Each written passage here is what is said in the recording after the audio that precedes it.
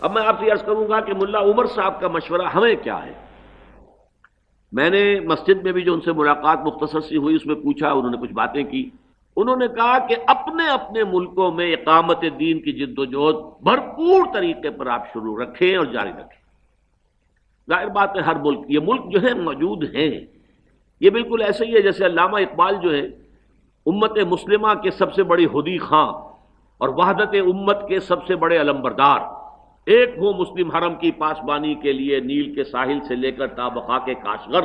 اس لیے ان کا یہ مشورہ جو ہے اپنی جگہ بہت صائب ہے کہ اپنے اپنے ملکوں میں پوری قوت کے ساتھ، پوری خلوص اور اخلاص کے ساتھ اقامت دین کی جد و جہد کو جاری رکھیں.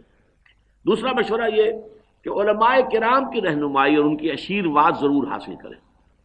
یہ ان کا ایک بہت ہی مخلصانہ مشورہ ہے، اور میں کچھ طے کر کے آیا ہوں انشاءاللہ تعالی کہ اس کی روشنی میں، اگرچہ اس سے پہلے بھی میرا اپنا رجحان تو یہی رہا ہے، لیکن اب میں ذرا زیادہ کوشش کروں گا انشاءاللہ تعالی ملا عمر صاحب کی اس نصیحت کے پیش نظر.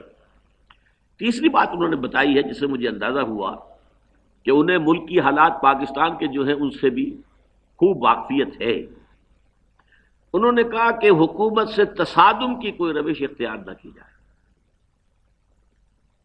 حالات جو ہیں بین الاقوامی پاکستان کے لیے جو معاملات ہیں تو یہ تصادم حتی الامکان اس سے بچا جائے. یہ تیسرا ان کا مشورہ ہے.